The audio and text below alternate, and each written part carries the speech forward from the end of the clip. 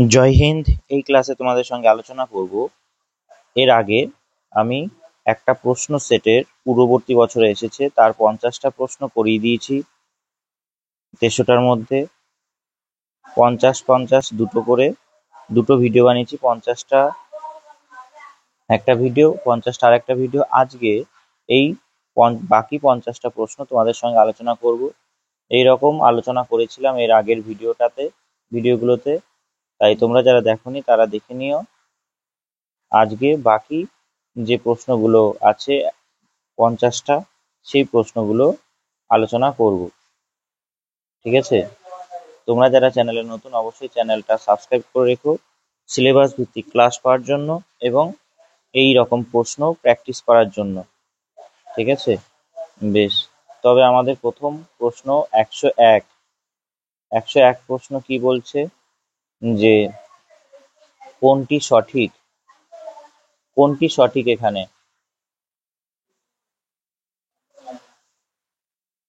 এখানে কোনটি সঠিক যদি বলি আমরা, যে এখানে আছে কি, এখানে আছে যে কিছু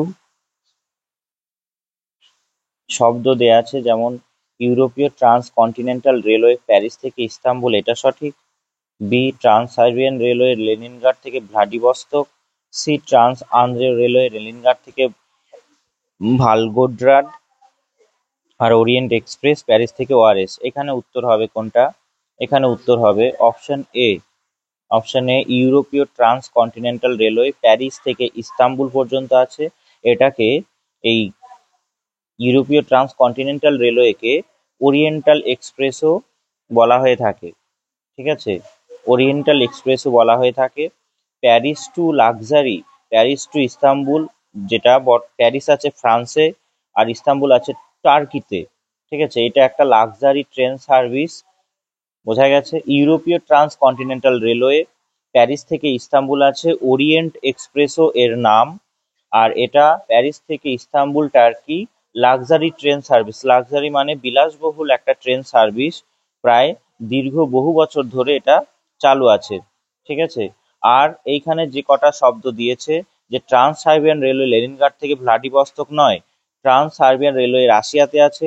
এটা কোথায় আছে? পিটার্সবার্গ থেকে। পিটার্সবার্গ হলো পশ্চিমে আর ভ্লাদিভস্টক হলো পূর্বে।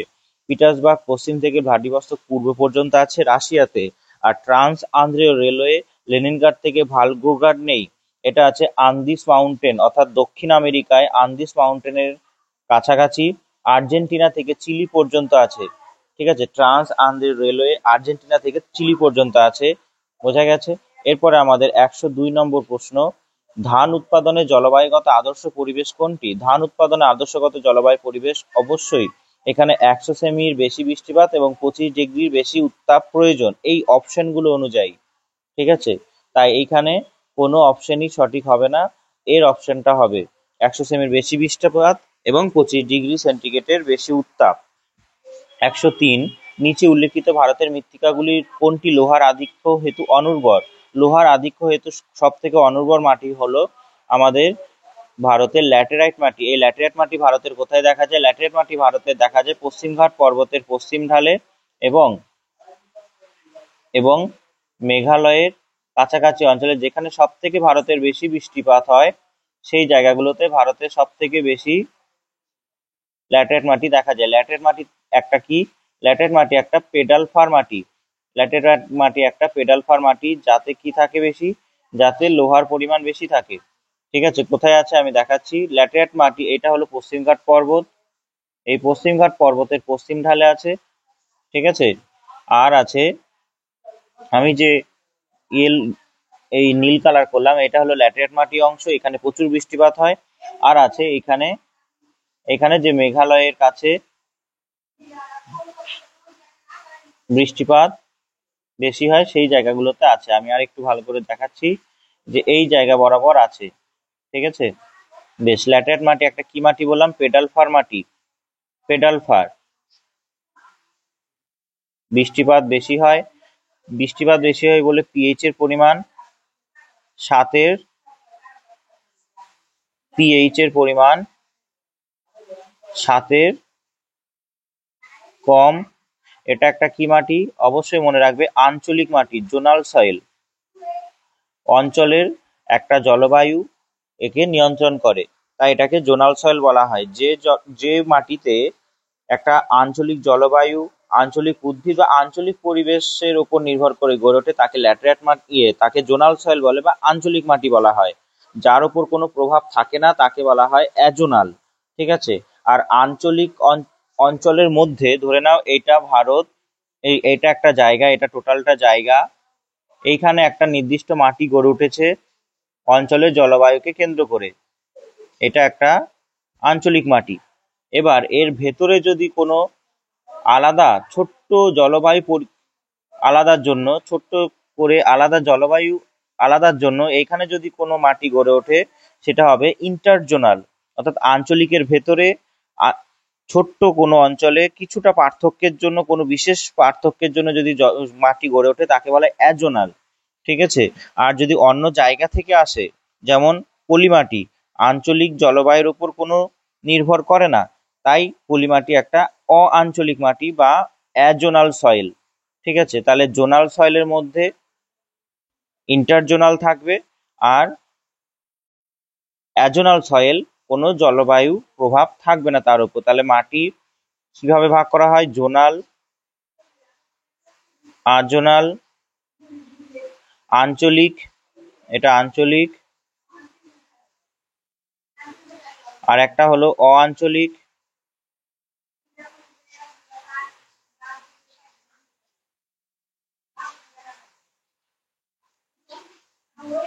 আর একটা হলো ইন্টারজোনাল বা আন্তঃআঞ্চলিক। আন্তঃআঞ্চলিক।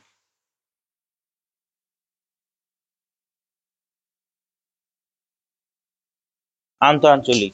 এবার এইখানে জোনাল সয়েল কোনটা? জোনাল সয়েল হলো কোন একটা জলবায়ুর জন্য এখানে একটা মাটি গড়ে উঠলো, 1 নম্বর মাটি, এইখানে একটা মাটি গড়ে উঠলো 2 নম্বর মাটি, এখানে একটা মাটি গড়ে উঠলো 3 নম্বর মাটি, এখানে একটা গড়ে উঠলো 4 নম্বর মাটি। অর্থাৎ এই যে এই জায়গাটায়, এই ছোট ছোট অঞ্চলে জলবায়ু এই জায়গা মানে টোটাল একটা দেশের ভেতরে যদি এইরকম ছোট ছোট জায়গায় জলবায়ু আলাদা থাকার জন্য মাটি গড়ে ওঠে সেটা হলো জোনাল সয়েল। আর এই আঞ্চলিক মাটির ভেতরে যদি কোনো ছোট্ট এলাকা জুড়ে কোনো মাটি গড়ে ওঠে, এই যে কালো করে যেটা করছি সেটা হয়ে যাবে আন্তঃআঞ্চলিক। ঠিক আছে। আর অন্য জায়গা থেকে কোনো মাটি যদি আসে তার উপর জলবায়ুর কোনো প্রভাব যদি না থাকে তখন তাকে কি বলা হবে? ইন্টারজোনাল। যেমন আমরা জোনাল সয়েল হিসাবে বলতে পারি ল্যাটেরাইট, পর্জল, চার্নোজেম। আজোনাল সয়েল হিসাবে আমরা বলবো পলিমাটি, মরুমাটি। ঠিক আছে। পলিমাটি মরুমাটি নয়, আর একটা হবে লোয়েস মাটি হলো অআঞ্চলিক। আর ইন্টারজোনাল কি হবে? ইন্টারজোনাল হবে গ্লেই মাটি, গ্লেই। ঠিক আছে। গ্লেই মাটি কি হবে? প্রচন্ড পরিমাণে কাদা যুক্ত অঞ্চলে এই গ্লেই মাটি তৈরি হয়। ঠিক আছে। প্রচন্ড পরিমাণে কাদা এবং জলাভূমিতে গ্লেই মাটি, তারপর বগ, এই মাটিগুলো ইন্টারজোনাল সয়েল বলা হয়। এখানে আরো কটা উদাহরণ বলছি, শুনে নাও।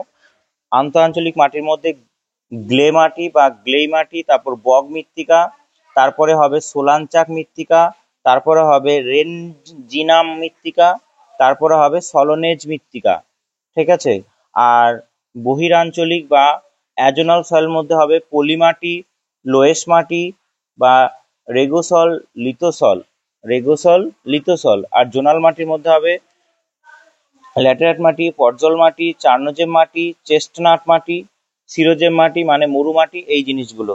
ঠিক আছে। জোনাল সয়েল মানে আঞ্চলিক জলবায়ুর প্রভাব থাকবে, আজোনাল মানে বা অআঞ্চলিক মাটি মানে আঞ্চলিক জলবায়ুর প্রভাব থাকবে না, আর ইন্টারজোনাল মানে কোনো একটা আঞ্চলিক মাটির ভেতরে কিছুটা ছোট্ট করে জলবায়ু বা আদার্স যে প্রাকৃতিক বৈশিষ্ট্যগুলো পার্থক্যের জন্য যে মাটি তৈরি হবে তখন সেটাকে বলা হয় ইন্টারজোনাল মাটি। ঠিক আছে। বেশ, এর পরের প্রশ্ন আমাদের দিয়েছে, এটা মুছে দিই। এর পরের প্রশ্ন আমাদের দিয়েছে কি, যে চম্বল উপত্যকায় অমসৃণ ভূমিরূপ গঠন কোন ধরনের মৃত্তিকা ক্ষয়ের ভূমিকা প্রধান? চম্বল উপত্যকা আমাদের কোথায় আছে? চম্বল উপত্যকা আছে আমাদের মধ্যপ্রদেশের পশ্চিম প্রান্তে। এই চম্বল উপত্যকায় প্রচন্ড পরিমাণে কি হয়, মৃত্তিকা ক্ষয় হওয়ার কারণে এখানে কি তৈরি হয়, বধ্যভূমি তৈরি হয়, যেটাকে ইংরেজিতে বলা হয় ব্যাডল্যান্ড টোপোগ্রাফি। ব্যাডল্যান্ড টোপোগ্রাফি, এই ব্যাডল্যান্ড টোপোগ্রাফিকে বাংলায় বলা হয় বধ্যভূমি। এই বধ্যভূমিটা কি, বধ্যভূমি হলো মৃত্তিকা এতটা ক্ষয়প্রাপ্ত হয়ে যায় বৃষ্টি বা আদার্স কোনো কারণে, বৃষ্টির জলের জন্য বেশি করে হয়, যেটা গালি ক্ষয়ের জন্য হয়, আর বড় বড় গর্ত তৈরি হয়ে যায়, যেখানে আগে ডাকাত দল লুকিয়েও থাকতো, এতটা বড় বড় মৃত্তিকা ওপর ক্ষয় হয়ে যায়। ঠিক আছে, বোঝা গিয়েছে? টোপোগ্রাফিক্যাল ম্যাপে এটা কি করে দেখানো হয়, এরকম একটা জায়গা এরকম করে দেখানো হয়। ঠিক আছে, টোপোগ্রাফিক্যাল ম্যাপে এইরকম চিহ্ন দিয়ে দেখানো হয় বধ্যভূমি। বেশ, বধ্যভূমি চম্বল নদীতে আছে, আমাদের পশ্চিমবঙ্গে শিলাবতী নদীতে আছে। এরপরে 105, সমান্তরাল শ্রেণী দ্বারা গঠিত হিমালয় পর্বতশ্রেণীর মধ্যে প্রাচীনতম কোনটি? সব থেকে সমান্তরাল শ্রেণী দ্বারা যদি গঠিত বলা হয়, এটাকে বলা হয় তেথিস, সব থেকে ছোট, সবার আগে তৈরি হয়েছে। তারপরে আর একটা শ্রেণী যেটাকে বলা হয় গ্রেট হিমালয় বা সব থেকে উচ্চতম হিমালয়। তারপরে তৈরি হয়েছে মধ্য হিমালয়, তারপরে তৈরি হয়েছে শিবালিক। ঠিক আছে, তবে এখানে কোনটা হবে সব থেকে বেশি বা প্রথমে তৈরি হয়েছে আমাদের কোনটা? 1 নম্বর হলো উচ্চ হিমালয় শ্রেণী, যেখানে মাউন্ট এভারেস্টও আছে। ঠিক আছে, সবার প্রথমে তৈরি হয়েছে মাউন্ট এভারেস্ট। অর্থাৎ ভারতের ম্যাপ যদি আঁকি এখানে, কোনটা হবে ভারতের ম্যাপের?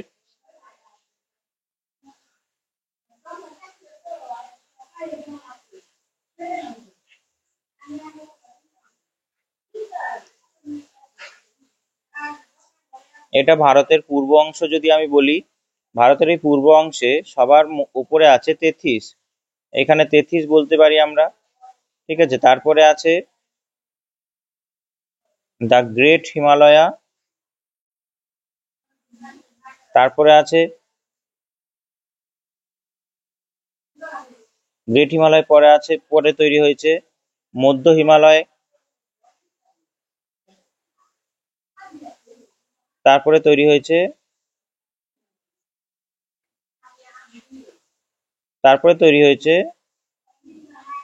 শিবালিক। ঠিক আছে, তাই আমাদের এখানে উত্তর হবে উচ্চ হিমালয়, এটাকে গ্রেট হিমালয়ও বলা হয়।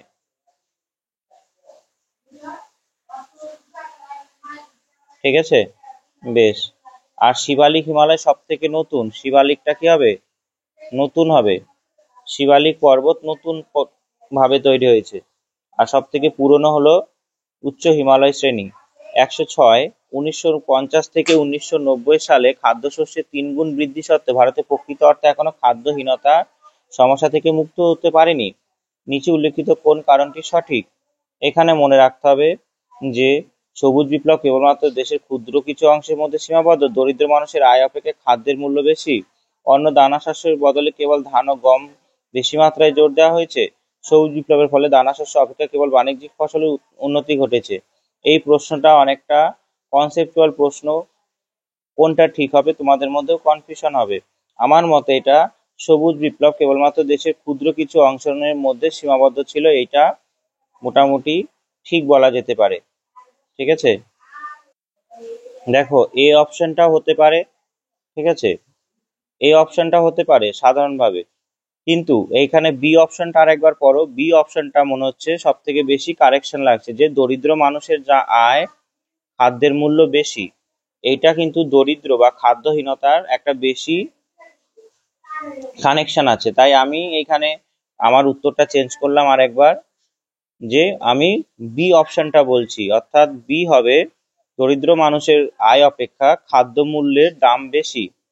বেশ, খাদ্যের দাম বেশি। 107, দুটি ভিন্ন পদার্থ যে তল দ্বারা বিচ্ছিন্ন থাকে তাকে বলা হয় কি? অন্তর্বর্তী তল, যেটাকে বলা হয় ইন্টারফেস। ঠিক আছে, অন্তর্বর্তী তল এটাকে বলা হয়। দুটি তল যে তল বরাবর বিচ্ছিন্ন থাকে। এরপরের প্রশ্ন, কোনটি সঠিক নয়? এখানে কিছু গিরিপথ দেওয়া আছে, গিরিপথ বলতে কি বোঝায়? দুটি উঁচু পার্বত্য অঞ্চলের মাঝখান দিয়ে যেখান দিয়ে দুটি গাড়ি মোটামুটি যেতে পারে তাকে বলা হয় গিরিপথ। এখানে কনফিউশন করবে না কখনো। গিরিপথ বলতে বোঝায় যে একটা ন্যারো পথ দুটো পর্বতের মাঝে, এটা একটা পর্বত এটা একটা পর্বত, এই মাঝ দিয়ে, এই মাঝের এই জায়গাটা দিয়ে কি করবে, মানুষ গাড়ি নিয়ে বা যেতে পারে, যেটা দুটো গাড়ি হতে পারে, সেটাকে বলে গিরিপথ। আর যদি এই গিরিপথটা মতোই অনেকটা বড় জায়গা জুড়ে থাকে, এরকম বড় জায়গা জুড়ে থাকে, তখন সেটাকে বলবো কি, ভ্যালি বা উপত্যকা। দুটি পর্বতের মাঝের অংশ যদি একটা গ্রাম ঢুকে যায় বা গ্রাম পড়ে যায়, গ্রাম, তবে সেটা হয়ে যাবে ভ্যালি বা উপত্যকার। গিরিপথ মানে মোটামুটি দুটি গাড়ি যেতে পারবে দুটো পাহাড়ের মাঝ দিয়ে। ঠিক আছে, তাহলে এটা কি, এটা হলো ভ্যালি বা উপত্যকা বলা হয়, যেমন আমাদের কাশ্মীর ভ্যালি। ঠিক আছে, কাশ্মীর ভ্যালি।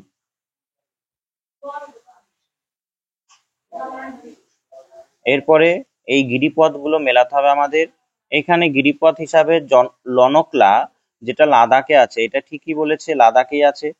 বমডিলা সিকিমে নেই, বমডিলা তবে এইটা হবে। তাহলে বমডিলা সিকিমে নেই, বমডিলা আছে অরুণাচল প্রদেশে।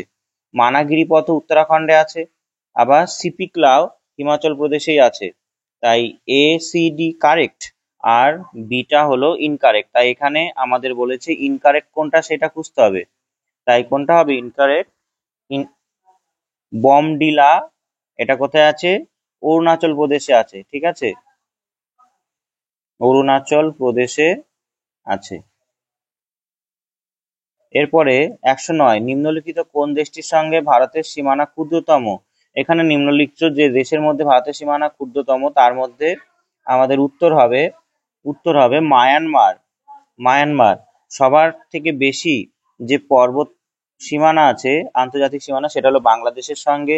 2 নম্বরে আছে চীনের সঙ্গে, 3 নম্বর আছে পাকিস্তানের সঙ্গে, 4 নম্বর আছে নেপালের সঙ্গে, 5 নম্বর আছে মায়ানমারের সঙ্গে, 6 নম্বর আছে ভুটানের সঙ্গে, আর 7 নম্বর আছে আফগানিস্তানের সঙ্গে।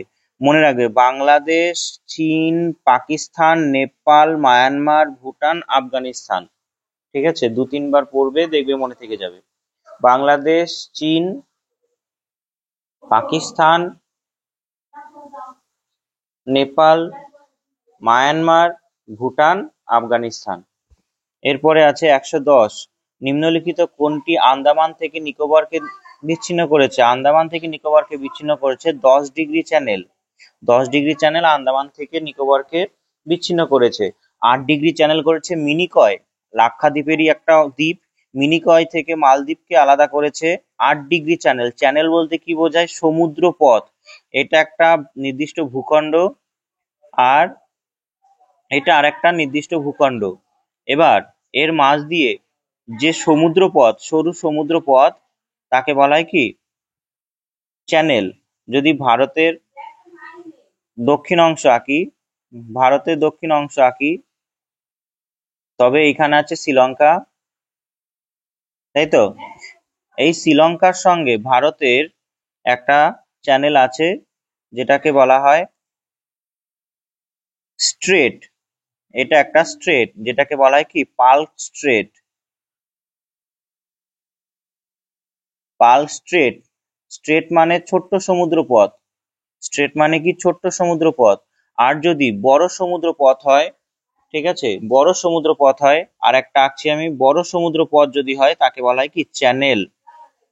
ঠিক আছে, এই যে ভারতের এই অংশটা যদি আমি একে দেখাই, আর এখানে আছে আন্দামান, এটা আন্দামান ধরে নাও, এইদিকে এটা নিকোবর। এই আন্দামান আর নিকোবরকে মাঝখান দিয়ে 10 ডিগ্রি চ্যানেল আছে।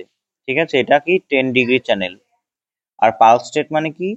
স্ট্রেট মানে ছোট্ট সমুদ্রপথ, আর চ্যানেল মানে কি? একটু বড় সমুদ্রপথ। ঠিক আছে, বড় সমুদ্রপথকে বলা হয় চ্যানেল। বেশ, এর পরের প্রশ্ন,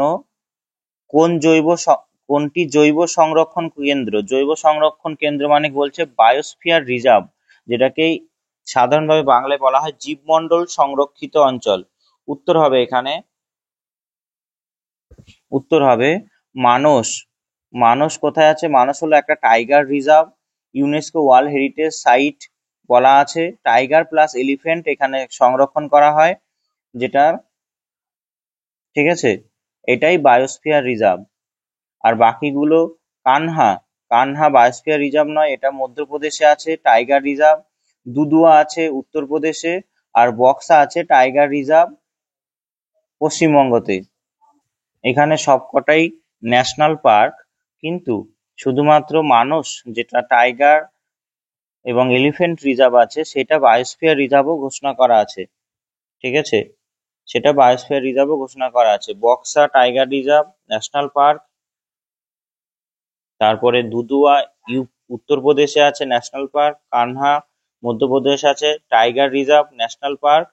শুধু মানস আসামের যে আছে সেটা হবে আমাদের কি,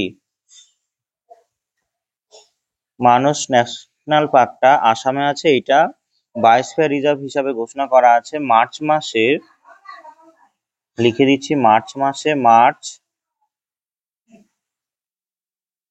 মার্চ মাসের 1989 সালে, ঠিক আছে, আমাদের ঘোষণা করা হয়েছে। বোঝা গেছে? বেশ। এরপর আছে অলকানন্দা ও ভাগীরথীর মিলনস্থলটিকে কি বলা হয়? অলকানন্দা ও ভাগীরথীর মিলনস্থলটিকে বলা হয় দেবপ্রয়াগে এই দুটো নদী মিলিত হয়েছে। আমি যখন গঙ্গা নদীর গতিপথটা পড়াবো তখন দেখাবো যে গঙ্গা নদীতে বা ভাগীরথী নদী, যেটা গঙ্গা ভাগীরথী, সেই নদীতে অনেক কটা নদী এসে মিলেছে, অর্থাৎ 5টা প্রয়াগের নাম পরপর বলে দেব, ঠিক আছে। তাই শুধুমাত্র আজকে এইটুকুই বলি, দেবপ্রয়াগে অলকানন্দা ভাগীরথী মিলনস্থল পরে আমি বলে দেব, কারণ অনেকটা সময় লাগবে বলতে। বেশ, এরপরে এই প্রশ্নগুলো করতে হবে না। এরপরে দেখো, এই প্রশ্নটা দেখো যে সঠিক উত্তরটি নির্বাচন করো। বিশেষ অর্থনৈতিক অঞ্চল হলো একটি বাণিজ্যিক অঞ্চল, এটি সেচ কেবলমাত্র উন্নয়নশীল দেশে সীমাবদ্ধ। ভারতের বিশেষ অর্থনৈতিক অঞ্চল সংক্রান্ত নীতিটি 2005 সালে গৃহীত হয়। ডি, অর্থনৈতিক নীতিগুলি কেবলমাত্র বিশেষ অর্থনৈতিক অঞ্চলে সেজে সীমাবদ্ধ বা সীমায়িত। এখানে উত্তর হবে আমাদের যে ভারতের বিশেষ অর্থনৈতিক অঞ্চল সংক্রান্ত নীতিটি গৃহীত হয় 2005 সালে, মে মাসে 2005 সালে পার্লামেন্টে পাস হয়, আর প্রেসিডেন্ট আমাদের রাষ্ট্রপতি সেই বিলে অনুমোদন দেয় জুন মাসে 2005 সালে। বিশেষ বিশেষ অর্থনৈতিক অঞ্চল বলতে কি বোঝায়? এসইজেড। এই এসইজেড এর সম্পূর্ণ নাম হলো স্পেশাল ইকোনমিক জোন। এখানে এমন একটা পরিস্থিতি রাখা হয় যাতে শিল্পপতিরা আকর্ষিত হয় বিভিন্ন ইনভেস্টমেন্টের জন্য, ঠিক আছে। এখানে অনেক ট্যাক্স ফ্রি বা ট্যাক্স মুকুব করা হয় শিল্পের প্রয়োজনে, শিল্পের জন্য, ঠিক আছে, ট্যাক্স ফ্রি বা ট্যাক্স মুকুব করা হয়। তাই এটাকে বলছি কি স্পেশাল ইকোনমিক জোন, যা ভারতে গ্রহণ করা হয়েছিল 2005 সালে।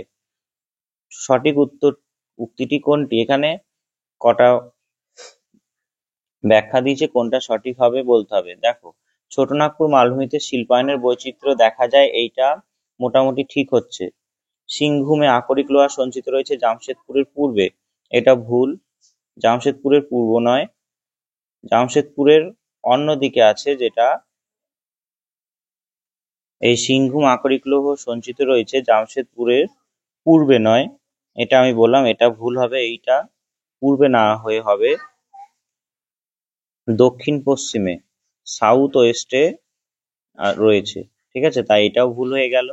শিলং মালভূমিতে অভ্র তামা পাওয়া যায় না, শিলং মালভূমিতে অভ্র তামা পাওয়া যায় না। শিলং মালভূমিতে মনে রাখবে যে কিছুটা কয়লা পাওয়া যায় আর ইউরেনিয়াম পাওয়া যায়, ঠিক আছে, অভ্র তামা নয়, এখানে কি পাওয়া যায়? ইউরেনিয়াম, ইউরেনিয়াম পাওয়া যায়, ঠিক আছে, ইউরেনিয়াম পাওয়া যায় আর কয়লা পাওয়া যায়।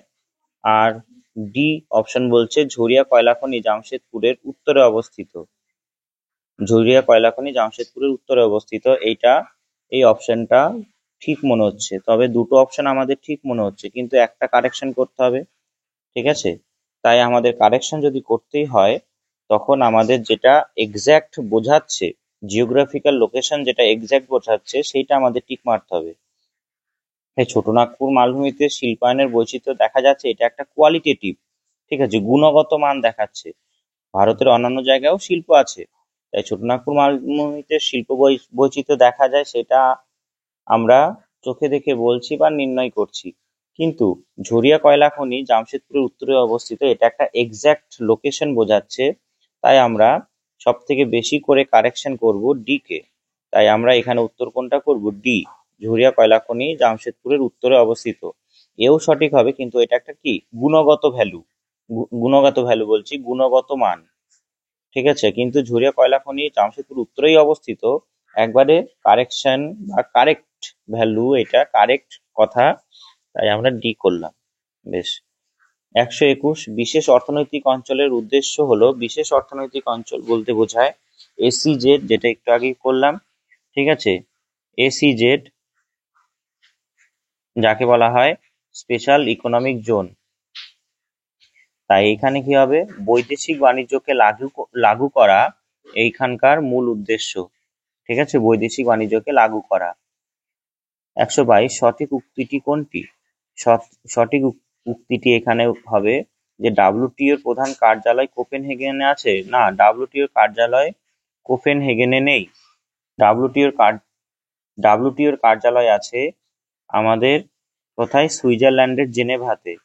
সুইজারল্যান্ডের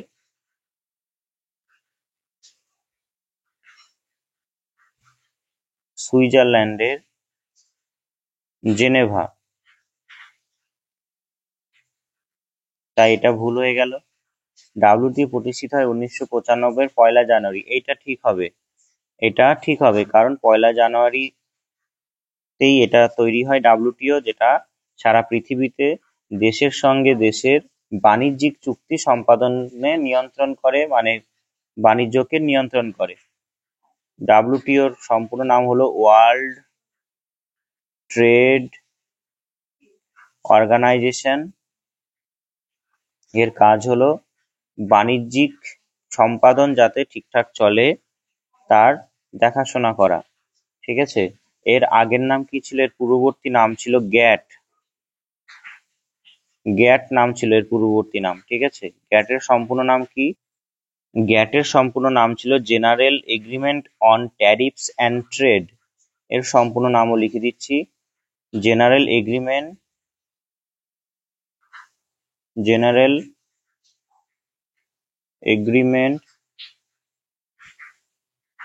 অন ট্যারিফস অ্যান্ড ট্রেড, ঠিক আছে। এটা কত সালে ডাব্লিউটিও পরিণত হয়? 1995 সালের 1 জানুয়ারিতে গ্যাট ডাব্লিউটিও তে পরিণত হয়। তবে গ্যাট কবে তৈরি হয় সেটা প্রশ্ন আসতে পারে। গ্যাট তৈরি হয়, মনে রাখবে, 1947 সালে, আর কার্যকর হয় 1948 সালে। বেশ। তবে আমাদের 122-এর উত্তর হয়ে গেল। কোন দুইটি ফসল আবৃত ফসল হিসাবে গণ্য? আর একটু বলে নি ডাব্লিউটিওর কাজ কি। ডাব্লিউটিওর কাজ শুনে নাও। ডাব্লিউটিওর কাজ হলো প্রত্যেকটা দেশের সঙ্গে বাণিজ্যিক সম্পাদন যাতে ভালোভাবে হয় সেটা দেখা, ঠিক আছে। কোনো বাণিজ্যিক সম্পাদন করতে গিয়ে কারোর সঙ্গে যদি ঝামেলা হয়, ডিসপিউট হয়, সেটা সলভ করা। তারপরে দেশের যে বাণিজ্যিক নীতি আছে সেইটা পর্যবেক্ষণ করা প্রত্যেকটা দেশের, এই জিনিসগুলো দেখে। অর্থাৎ বাণিজ্যিক সম্পাদন যাতে সুস্থ স্বাভাবিকভাবে হয় সেটা হলো দেখাশোনা করার দায়িত্ব ডাব্লিউটিওর আছে। বেশ। এরপরে 123, কোন দুইটি ফসল আবৃত ফসল হিসাবে গণ্য? আবৃত ফসল কৃষক চাষ করে কারণ কৃষক চায় আবৃত ফসল করে মৃত্তিকা ক্ষয় কমানো, সয়েল এরোশন কমানো, ঠিক আছে।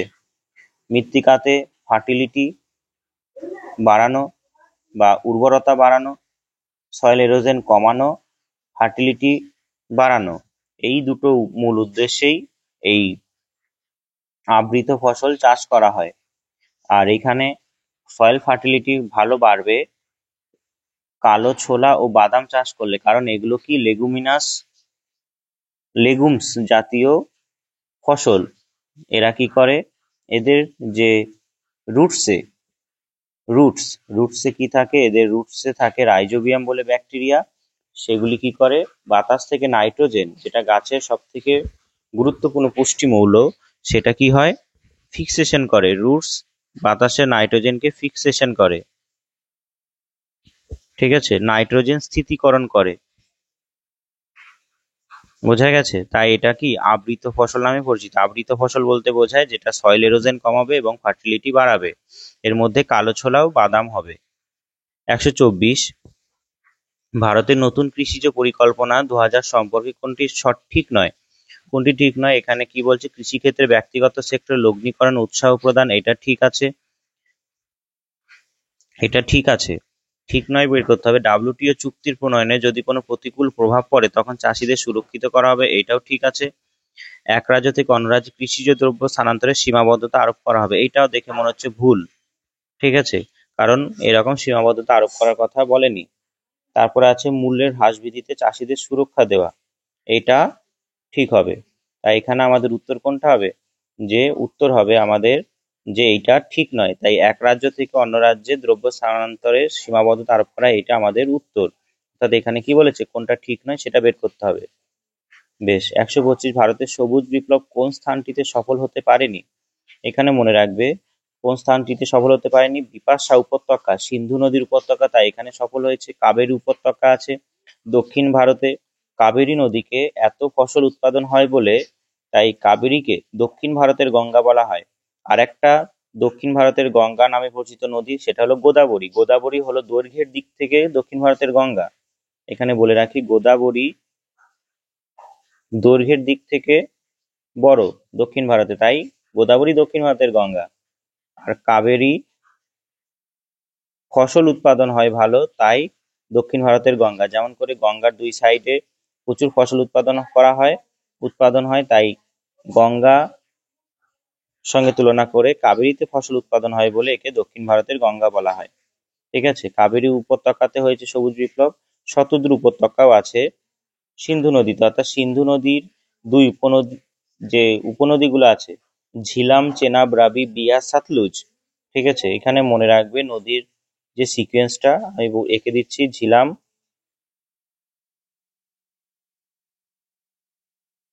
এরকম করে একটা নদীর মনে রাখবে, যে সবার উপরে অর্থাৎ উত্তরে আছে ঝিলাম, জেদি মনে রাখবে, ঝিলাম, চেনাব, রাবি, বিয়াস, সাতলুজ, এই পাঁচটা নদী সিন্ধুর উপনদী। তাই সিন্ধু নদী আছে পাঞ্জাব হরিয়ানায়। এই পাঞ্জাব হরিয়ানাতেই সবুজ বিপ্লব সব থেকে বেশি হয়েছিল। তাই এখানে শতদ্রু উপত্যকা হবে, বিপাশা উপত্যকা হবে, কাবেরী উপত্যকাও হবে, কিন্তু ব্রহ্মপুত্র উপত্যকা হবে না। ব্রহ্মপুত্র উপত্যকা আছে আসামে, ঠিক আছে। বেশ। 126, পাঞ্জাব এবং হরিয়ানার জনপ্রিয় শস্য সংযুক্তি কোনটা? এটা হবে ধান ও গম। জনপ্রিয় শস্য সংযুক্তি মানে কি, এই ধান এবং গম সব থেকে বেশি চাষ হয়। এখানে সঠিক মন্তব্যটি চিহ্নিত করে। 127, সেন্টার ফর এরিডজোন রিসার্চ ইনস্টিটিউট ব্যাঙ্গালোরে নেই। এটা ব্যাঙ্গালোরে আছে আলাদা জিনিস। ব্যাঙ্গালোরকে ভারতে সিলিকন ভ্যালি বলা হয়। ব্যাঙ্গালোরে নেই, এটা আছে কি রাজস্থানের যোধপুরে আছে, ঠিক আছে। Centre for arid zone research রাজস্থানের যোধপুরে আছে, ঠিক আছে, রাজস্থানের যোধপুরে। আর institute of wood science and technology এলাহাবাদে নেই। এটা কোথায় আছে? উড সায়েন্স অ্যান্ড টেকনোলজি আছে বেঙ্গালুরুতে, ঠিক আছে, বেঙ্গালুরু কর্ণাটকার রাজ্য আর বেঙ্গালুরু শহরে আছে। বেঙ্গালুরুকে ভারতের সিলিকন ভ্যালিও বলা হয়। আর C, centre for forest productivity, এটা রাঁচিতে আছে, অর্থাৎ উত্তর হবে এটা সি, উত্তর হবে। আমাদের কোনটা সঠিক বের করতে বলেছে, তাই উত্তর কোনটা হবে, C, centre for forest productivity রাঁচিতে আছে। আর ডি হলো centre for social forestry and environment যোধপুরে। এটা কোনো প্রশ্নের মধ্যেই পড়ে না বা সিকোয়েন্সের মধ্যেই পড়ে না, ঠিক আছে। তাই centre for arid zone research Rajasthan যোধপুরে, institute of wood science and technology ব্যাঙ্গালোরে কর্ণাটকে, আর centre for forest productivity Ranchi. 128, সুবর্ণ বিপ্লব কথাটি কোনটির সঙ্গে যুক্ত? সুবর্ণ বিপ্লব বা গোল্ডেন রেভলিউশন যুক্ত মধুর সঙ্গে। 1991 খ্রিস্টাব্দ থেকে 2001-এর মধ্যে হয়েছিল। মধু চাষ করাকে বলা হয় কি এপিকালচার, মধু চাষ করাকে বলা হয় কি এপিকালচার। ঠিক আছে, বেশ। আর সবুজ বিপ্লব হয়েছিল আমাদের ধান এবং গমের উৎপাদনকে কেন্দ্র করে। আর নীল বিপ্লব আমি কটা বলে দিই ইম্পর্টেন্ট। সবুজ বিপ্লব ধান গম, ঠিক আছে, ধান গম। সবুজ বিপ্লবের জনক ছিল সারা পৃথিবীর মধ্যে নরম্যান বোরলগ, ভারতের মধ্যে ডক্টর এম.এস. স্বামীনাথন। আর সবুজ বিপ্লব শব্দটা ব্যবহার করেছিল উইলিয়াম এস গাউড। ঠিক আছে, সবুজ বিপ্লব সম্পর্কে আমরা পরে পড়বো, আরো জানবো। এরপরে ছিল সাদা বিপ্লব বা শ্বেত বিপ্লব। এটা জড়িত ছিল কি দুধ, দুধ উৎপাদনের সঙ্গে। এই শ্বেত বিপ্লবের জনক বলা হয় ভার্গিস কুরিয়েনকে। ঠিক আছে, আর নীল বিপ্লবের জনক বলা হয় অরূপ কৃষ্ণানকে। এটা উৎপাদন করা হয়েছিল মাছ উৎপাদন যাতে বাড়ানো যায় সেই হিসাবে। এটা কে ছিল নীল বিপ্লবের জনক? অরূপ কৃষ্ণান। ঠিক আছে, আরো বিপ্লব আছে, তোমাদের পরে বলে দেবো। বেশ। আর সারা পৃথিবীতে নীল বিপ্লব করার কথা ভাবা হয়েছিল জলের চাহিদা মেটানোর জন্য, কিন্তু ভারতে হয়েছিল মাছ উৎপাদনের জন্য।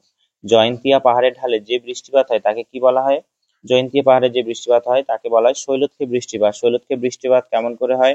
এটা সমুদ্রের অংশ, এটা পাহাড়ি অংশ। বেশ, এটা সমুদ্র থেকে জলীয় বাষ্পপূর্ণ বায়ু যখন উপরে উঠতে উঠতে রুদ্ধ শীতলীকরণের জন্য মেঘ তৈরি হয়ে পর্বতের প্রতিবাদ ঢালে বৃষ্টিপাত ঘটিয়ে দেয়। এটা কি প্রতিবাদ ঢাল? প্রতিবাদ ঢাল বৃষ্টিপাত হয়। ঠিক আছে, কিন্তু অনুবাদ ঢালে বৃষ্টিপাত হয় না। পর্বতের ওই দিকটা অনুবাদ ঢাল, কারণ কি বায়ু নিচের দিকে নামে গরম হতে থাকে। বোঝা গেছে? তাই এইটা শৈলকে বৃষ্টিপাত বলা হয়, কারণ পাহাড়ের ঢাল বরাবর উপরে উঠছে সেই কারণে। বেশ, তাহলে জয়ন্তিয়া পাহাড়ে এই ধরনের বৃষ্টিপাত হয় যেটাকে শৈলক্ষে বৃষ্টিপাত বলা হয়। প্রতিবাদ ঢালকে ইংরেজিতে কি বলা হয়? প্রতিবাদ ঢালকে ইংরেজিতে বলা হয় উইন্ডওয়ার্ড, উইন্ডওয়ার্ড। আর অনুবাদ ঢালকে ইংরেজিতে বলা হয় লিওয়ার্ড, লিওয়ার্ড। ঠিক আছে, বেশ। এরপরে আমাদের শৈলক্ষে বৃষ্টিপাতের প্রসঙ্গে বলি। ভারতের বৃষ্টি ছায়া অঞ্চল একটা কি হবে মনে রাখবে? শিলং। ঠিক আছে, শিলং। আর পুনে কোথায় আছে? শিলং পুনে, শিলং পুনে আমি দেখাচ্ছি ম্যাপ এঁকে কোথায় আছে। শিলং আছে, এটা যদি ভারতের ম্যাপ হয়, এটা ভারতের ম্যাপ।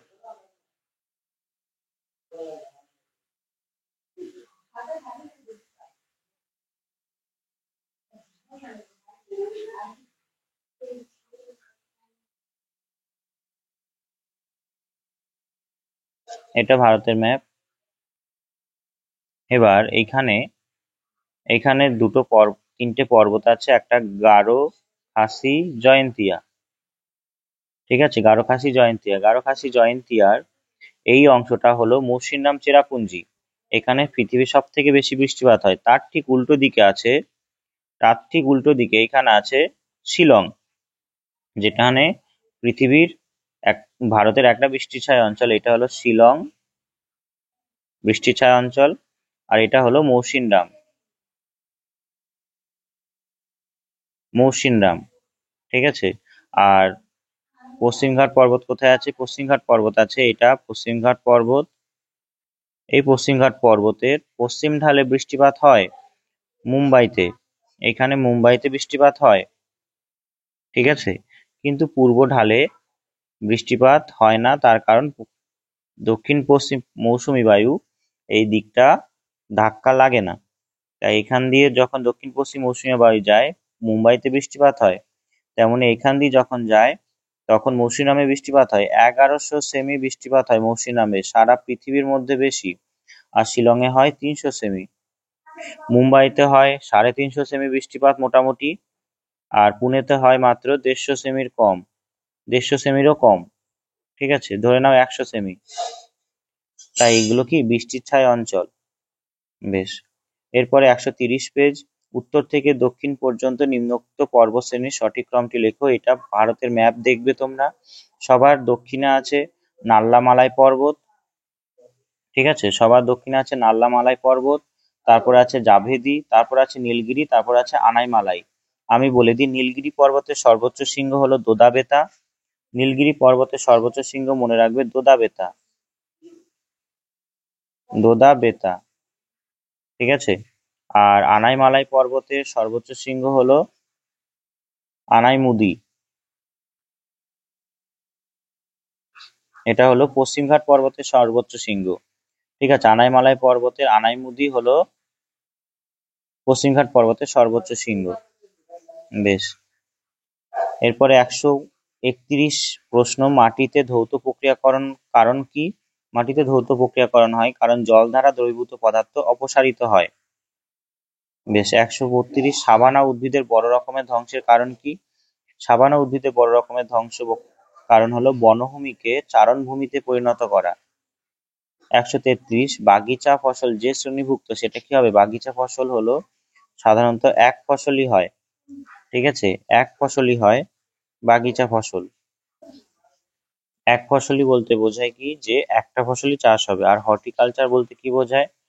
বাজারের চাহিদা মেটানোর জন্য শহরতলি অঞ্চলে সারা বছর ফল, শাকসবজি, ফুল চাষ করাকে বলা হয় উদ্যান কৃষি। এখানে আমি উদ্যান কৃষি সম্পর্কে কিছু কথা বলছি, মনে রাখবে। ওলেরি কালচার, ওলেরি কালচার হলো শাকসবজি চাষ সারা বছর করা হলে তাকে বলা হয় ওলেরি কালচার। কি হবে? শাকসবজি। তারপরে আরেকটা আছে কি, ভিটি কালচার। ভিটি, ভিটি কালচার যদি হয় বলে তাহলে সেটা কি হবে? আঙুর সারা বছর চাষ করাকে। তারপরে যদি বলে পোমাম কালচার, পোমাম, পোমাম কালচার, তাহলে হবে পোমাম কালচার হবে ফল। ঠিক আছে, পোমাম কালচার হলো ফল, শাকসবজি হলো ওলেরি কালচার। আর একটা কি আছে? Florey culture, Florey, Florey culture হবে ফুলের চাষকে, সারা বছর ফুলের চাষকে বলা হয় ফ্লোরি কালচার। ঠিক আছে, এই ফ্লোরি কালচার হলো সারা বছর ফুল চাষ করা হয়।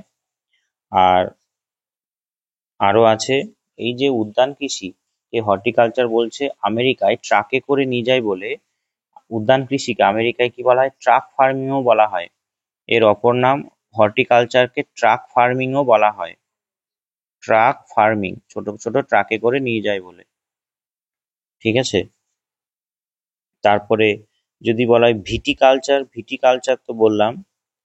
তারপরে এই কটা মনে রাখবে, তাহলেই হবে। ঠিক আছে, বেশ। এরপরে আছে সামাজিক বনায়নে জনপ্রিয় কোন বৃক্ষটি বর্তমান পরিবেশের পক্ষে বিপজ্জনক? দেখো, সামাজিক বনায়নে ইউক্যালিপটাস বিপজ্জনক। তার কারণ কি? ইউক্যালিপটাস যেখানে বোনা হয় সেখানে ভৌমজল প্রচুর পরিমাণে শোষণ করে, অর্থাৎ প্রচুর জল শোষণ করে নেয়, জল শোষণ করে দিয়ে মাটির আর্দ্রতা একদম শুকিয়ে যায়। তাই এটা একটা পরিবেশের সংকট। তাই ইউক্যালিপটাস এখন পরিবেশের পক্ষে বিপজ্জনক হয়ে উঠেছে এর জন্যই, কারণ প্রচুর পরিমাণে জল কি করে? এই গাছটি শোষণ করে নেয়।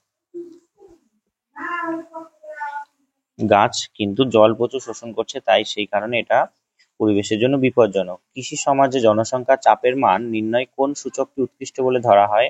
এটা মনে রাখবে, কৃষি ঘনত্ব। কোন বিশেষ কৃষি ঘনত্ব বলতে বোঝায় যে চাষের জমির সঙ্গে মানুষের অনুপাত, মোট মানুষের অনুপাত। ঠিক আছে, কৃষি জমির সঙ্গে মোট মানুষের অনুপাত। 137, কোন বিশেষ উপাদান হেতু গ্রাম ও শহরে বাসস্থানের মধ্যে তফাৎ দেখা যায়? উত্তর হবে কার্যকারিতা। মানুষ বিভিন্ন কাজের সঙ্গে যুক্ত শহরে, কিন্তু গ্রামের দিকে মানুষ বেশিরভাগই চাষবাসের সঙ্গেই যুক্ত থাকেন, তাই এর সঙ্গে এর একটা তফাৎ আছে। 138, জোয়ারজনিত শক্তি উৎপাদনের সম্ভাবনাময় স্থানটি কোনটি? এটা হবে গুজরাট উপকূলের সম্ভাবনাময় স্থান, জোয়ার ভাটা জনিত শক্তি উৎপাদনের জন্য। এরপরে দিচ্ছে কোরোক্রিমেটিক মানচিত্রের মাধ্যমে কি দেখানো হয়? কোরোক্রিমেটিক মানচিত্রের মাধ্যমে এখানে মনে রাখবে, এটা একটা এমন একটা মানচিত্র যেখানে কি দেখানো হয়? Qualitative map. কোয়ালিটেটিভ ম্যাপ মানে কি? গুণগত বিষয়বস্তু দেখানো হয় গুণগত মান। ঠিক আছে, গুণগত জিনিস দেখানো হয়, সংখ্যাগত নয়, কোয়ান্টিটেটিভ ভ্যালু নয়, গুণগত জিনিস দেখানো হয়। তাই এখানে কি দেখানো হয়? কোরোক্রিমেটিক ম্যাপে ল্যান্ড ইউজ অর্থাৎ ভূমি ব্যবহার, মানুষ কোন কোন কাজে ব্যবহার করছে। তারপর কি বলে, উদ্ভিদ কি কি প্রজাতির আছে, মৃত্তিকা কি কি ধরনের আছে। এখানে কোনো রকম সংখ্যাগত মান ইউজ হয় না। কিন্তু এখানে তুমি মনে রাখো যে জনসংখ্যার ঘনত্ব একটা সংখ্যাগত মান, তাই এটা দেখানো হয় না। জনসংখ্যার বিস্তারও সংখ্যাগত মান, ওপরের কোনোটি নয় এটা। এরপরে দিচ্ছে ভূমি ব্যবহার মানচিত্র, তাহলে আমরা কোনটা ঠিক করব? ভূমি ব্যবহারের মানচিত্র হলো কোরোক্রিমেটিক ম্যাপ আমাদের আঁকা হয়, কোরোক্রিমেটিক ম্যাপ দিয়ে দেখানো হয়। ঠিক আছে, আর একটা কথা মনে রাখবে যে কোরোক্রিমেটিক ম্যাপ কি জন্য ইউজ করা হয়? যে কোনো রকম কোয়ান্টিটি বা সংখ্যাগত মান এখানে কি দেখানো হয় না, দেখানো হয় না, সংখ্যাগত মান দেখানো হয় না। ঠিক আছে, তাই এটা মনে রাখবে যে is used to show different categories or types without indicating quantity, quantity দেখাবে না এখানে। ঠিক আছে, 140 দৈনিক আবহাওয়া মানচিত্রে সমপ্রবেশ রেখা অঙ্কিত থাকে। এই মানচিত্রকে কি বলা হয়? আবহাওয়া মানচিত্রে সমপ্রবেশ রেখা অঙ্কিত থাকে আইসোপ্লেট দিয়ে। ঠিক আছে, আইসোপ্লেট মানে কি? আর সমপ্রবেশ রেখা দেখানো হয় আইসো বার দিয়ে, কিন্তু সেইগুলোকে আইসো যেহেতু যুক্ত আছে তাই এটা আইসোপ্লেট ম্যাপই হবে। ঠিক আছে, উত্তর হবে বি। আইসোবার দিয়ে দেখানো হয় সমপ্রবেশ রেখা, আর সেটাকে আইসোপ্লেট ম্যাপই বলা হয়। আইসোবার যে ম্যাপে আঁকা থাকে, বা আইসো হাইট, আরেক মনে রাখবে আইসো হাইট, আইসো হাইট দিয়ে দেখানো হয় বৃষ্টি।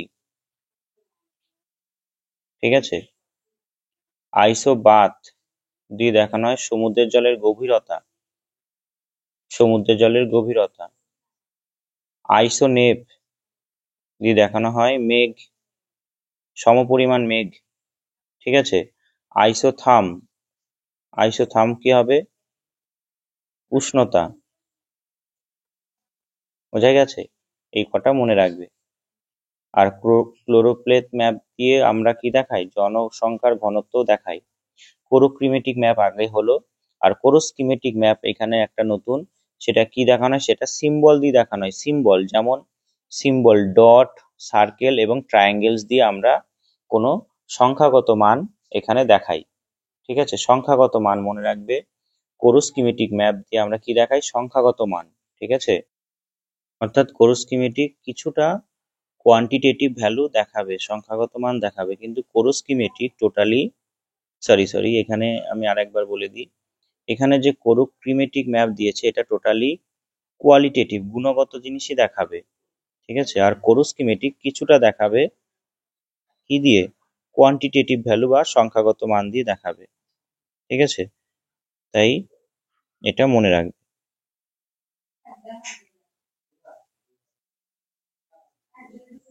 তাহলে কোরোস্কিমেটিক হলো সেমি কোয়ান্টিটেটিভ, সিম্বল দিয়ে দেখাবে কিন্তু সেমি কোয়ান্টিটেটিভ। ঠিক আছে, সেমি কোয়ান্টিটেটিভ, আমি লিখে দিই এখানে সেমি কোয়ান্টিটেটিভ,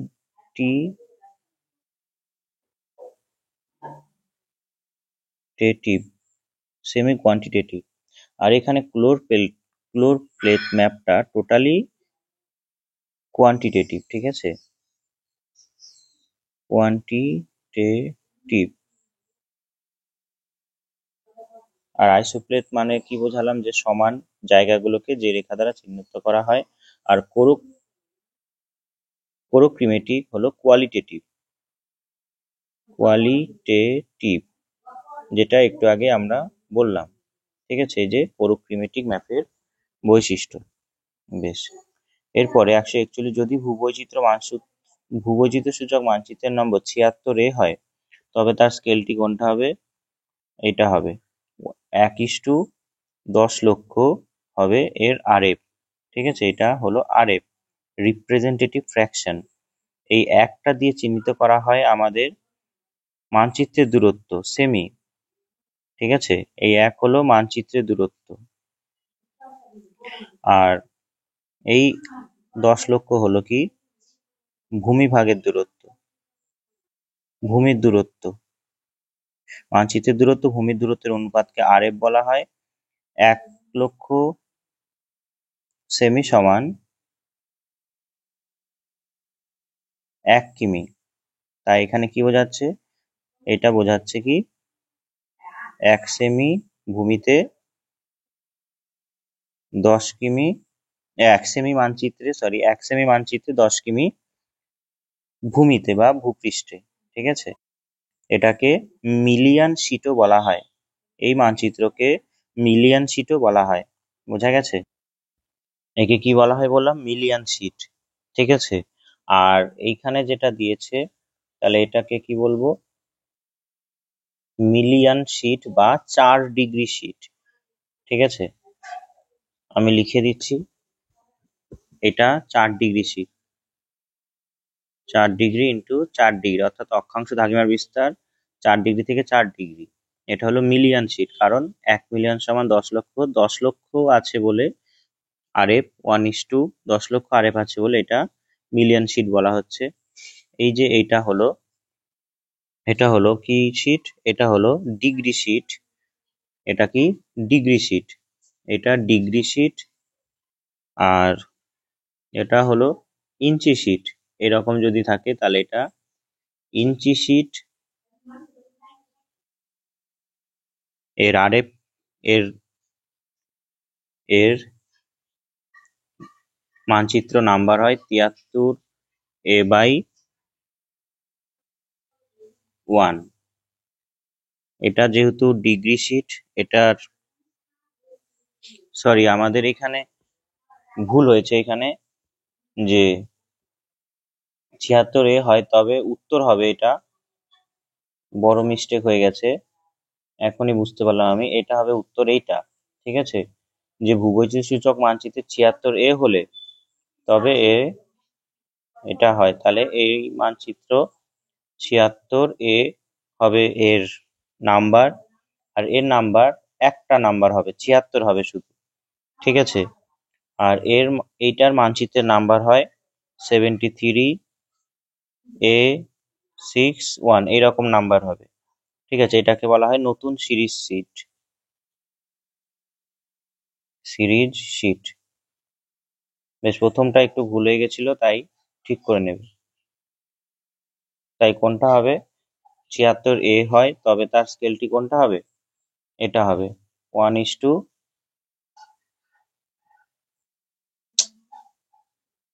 2.5 লক্ষ। ঠিক আছে, বেশ, প্রথম থেকে একবার বলে দিই।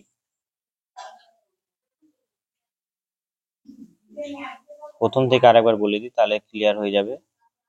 একটু প্রথমে ভুল হয়ে গেছিল। বেশ, এর উত্তর হবে 1:2.5 লক্ষ। এটাকে 1:2.5 লক্ষ এটাকে বলা হয় ডিগ্রি শিট। এটা কি শিট? Degree sheet. ঠিক আছে, এটাকে বলা হয় মিলিয়ন শিট। এটা হলো নতুন সিরিজ যের ম্যাপ। আর এটা হলো ইঞ্চি শিট।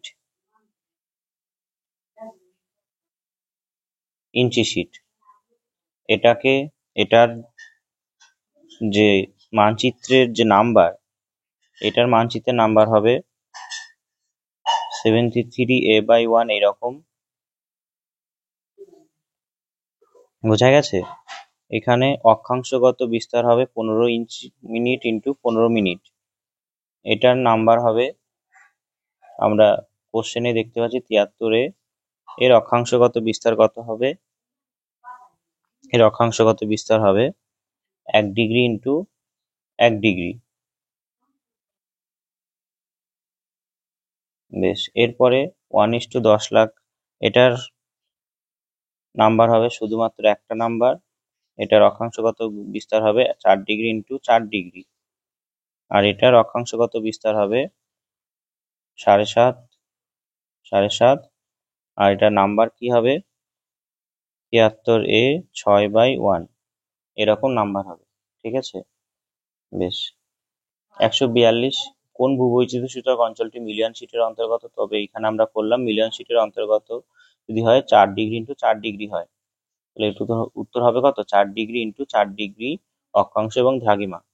ঠিক আছে, তারপরে 143, যদি কোনো মানচিত্রের স্কেল থাকে এরকম যে 4 সেমি দ্বারা 1 কিমিকে বোঝানো হয়, তবে তার স্কেল সূচক ভগ্নাংশটি কত হবে? স্কেল সূচক ভগ্নাংশটি হবে এটা। ঠিক আছে, কিভাবে করলাম তোমরা দেখে নাও। 4 সেমি তে তো দেখাচ্ছে 1 কিমি, তাই তো? 4 সেমি এটা 1 লাখ যদি করি, কারণ আমরা জানি 1 কিমি সমান 1 লাখ সেমি, তাই তো? বেশ, এরপরে এটা যদি কাটাকাটি করি, 4 দিয়ে এটাকে কাটি, তাহলে কত হবে? এটা 25 হবে, 25,000 হবে। ঠিক আছে, তাই এটা কি হলো? 1 সেমিতে এটা হলো সর্বসম সাইন। বোঝা গেছে? 144, কিলোমিটারে পৃথিবীর ব্যাসার্ধ মোটামুটি কত? কিলোমিটারে পৃথিবীর ব্যাসার্ধ 6,371 কিমি বা 3,950 মাইলস। ঠিক আছে, তাহলে এইখানে মোটামুটি 6,400 বলা যেতে পারে কিমি। 145, সরল শ্রেণীর গাণিতিক গড় সূত্রটি কি হবে? সরল শ্রেণীর গাণিতিক গড় সূত্রটি হবে মিন সমান সামেশন এক্স বাই পর্যবেক্ষণ সংখ্যা। এন মানে কি? পর্যবেক্ষণ সংখ্যা। ঠিক আছে, পর্যবেক্ষণ সংখ্যা। 146, শ্রেণীর উচ্চসীমা ও নিম্নসীমার প্রকৃত ব্যবধানকে কি বলা হয়? শ্রেণীর উচ্চসীমা এবং নিম্নসীমার প্রকৃত ব্যবধানকে বলা হয় শ্রেণী ব্যবধান দৈর্ঘ্য। উত্তর হবে শ্রেণী ব্যবধান দৈর্ঘ্য। ঠিক আছে, বা ইন্টারভেল। ইন্টারভেল, এই যে এটা দেখা গেল যে 10 থেকে 15, 15 থেকে 20, 20 থেকে 25, তাহলে এটা হলো শ্রেণীর ঊর্ধ্বসীমা, এটা ঊর্ধ্বসীমা, আর এটা হলো নিম্নসীমা। ঠিক আছে, এটা ঊর্ধ্ব আর এটা নিম্ন শ্রেণী সীমানা। তাই এই দুটো মাইনাস করলে কি হবে? আমাদের বেরোবে শ্রেণী ব্যবধান দৈর্ঘ্য। 147, যদি পর্যবেক্ষণের সংখ্যা হয় 30, একটু আগে আমরা একটা সূত্র করলাম, এই যে এটা বসাবো এখানে। গাণিতিক গড়ের মান হয় 15, তখন সমস্ত সংখ্যার যোগফল কত হবে? এখানে সূত্র কি আছে? এম সমান সমান বা মিন সমান সমান আমরা জানি যে সামেশন এক্স বাই এন। ঠিক আছে, আমাদের সামেশন এক্স বের করতে হবে, সামেশন এক্স বের করতে হবে। গাণিতিক গড় দেয়া আছে কত? 15, আর আমাদের কি দেয়া আছে? পর্যবেক্ষণ সংখ্যা দেয়া আছে 30, আর এটা আমাদের বের করতে হবে। ঠিক আছে, তবে কি করে হবে এটা বের করতে গেলে? অর্থাৎ সামেশন এক্স যদি এই দিকে আনি, তাহলে 3 15 45, অর্থাৎ এটার সঙ্গে এটা যদি গুণ করি, ঠিক আছে, তবে এটা বেরোবে। তাই উত্তর কোনটা হবে? 450 উত্তর হবে। ঠিক আছে, 148, এন সংখ্যক চলরাশির গাণিতিক গড় থেকে প্রত্যেক চলরাশির দূরত্বের যোগফল কত হবে? এখানে মনে রাখবে 0 হবে। বেশ, 100, এটা 0 হবে। 0 কেন হলো? তোমরা ডেভিয়েশন মেথডে যখন অ্যারিথমেটিক মিন বের করবে, তখন এটা চলরাশি দূরত্বের যোগফল সবসময় 0ই বেরোবে। ঠিক আছে, আমি যখন প্র্যাকটিক্যালে ক্লাস করাবো তখন বলে দেবো। আর 149 প্রশ্ন কি দিয়েছে?